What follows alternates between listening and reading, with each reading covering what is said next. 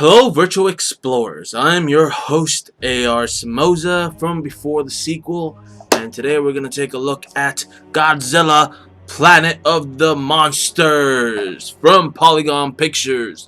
This is their fourth outing into the Netflix original anime forte. They have under their belt Knights of Sidonia, which deserves a season 3. You guys really need to get back onto that. Ajin, that had 2 seasons, great anime, and the movie Blame. Now Polygon Pictures is venturing into the movie trilogy with Godzilla. So we're going to take a look at Polygon Pictures' first part of Planet of the Monsters. Does this stack up to the rest of the kaiju movies, promising the biggest, tallest, enormous Godzilla in existence? Well, let's take a look at the first part of the movie. I can't promise no spoilers, so there will be spoilers ahead, but I'll keep it to a minimum. Not enough to ruin the movie, but at least enough for you to grasp the main story and plot and what is going on in this iteration of the series. So the film starts with the history of kaiju monsters terrorizing the earth, especially with the king of monsters, Godzilla. Godzilla in here has no remorse for monsters or humanity, destroying everything in his way, leaving humanity devastated and trying to figure out a way to tame the monster. Eventually, planet Earth gets visitors from other planets, the first one being the Exif, a sort of cult-like people that have said to witness the prophecy of humanity's destruction by the hands of Godzilla. And the only way for humanity to get salvation is to atone and follow the teachings of the Exif. Then came the second visitors, the Bilsaladu, which are travelers from another planet seeking immigration to planet Earth, which is very ironic with the things that are going on in American politics right now. They barter with humanity to gain access to Earth, as long as they can kill Godzilla.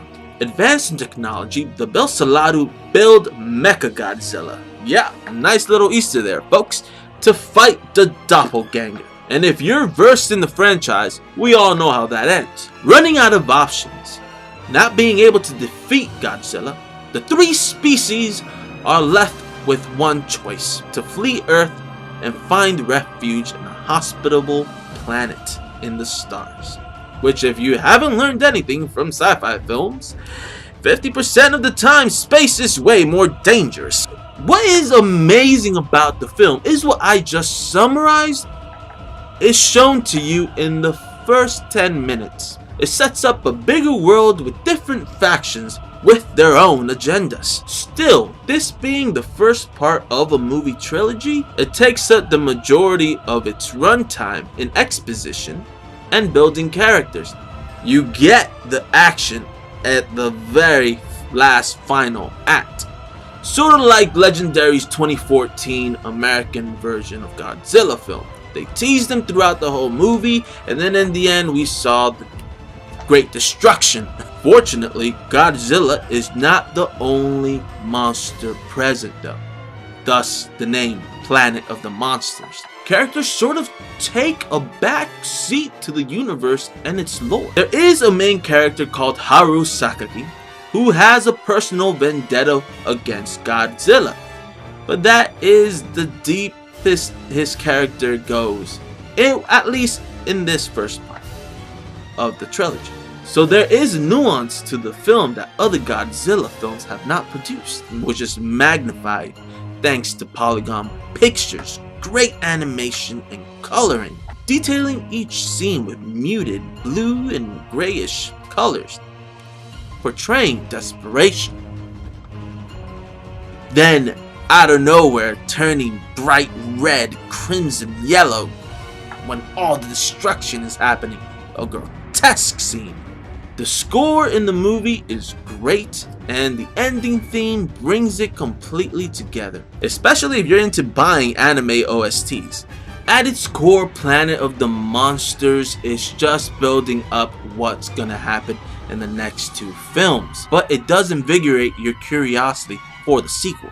If you want to see the King of Monsters in crisp 4K quality, destroying everything in sight, check out Godzilla Planet of the Monsters on Netflix. That's how I felt about the movie.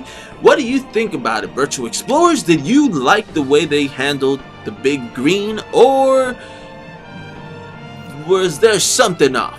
Tell me your feelings and opinions in the comments below. Remember to subscribe and like and share, and stay tuned for the next episode of Before the Sequel. This is AR Samoza signing off.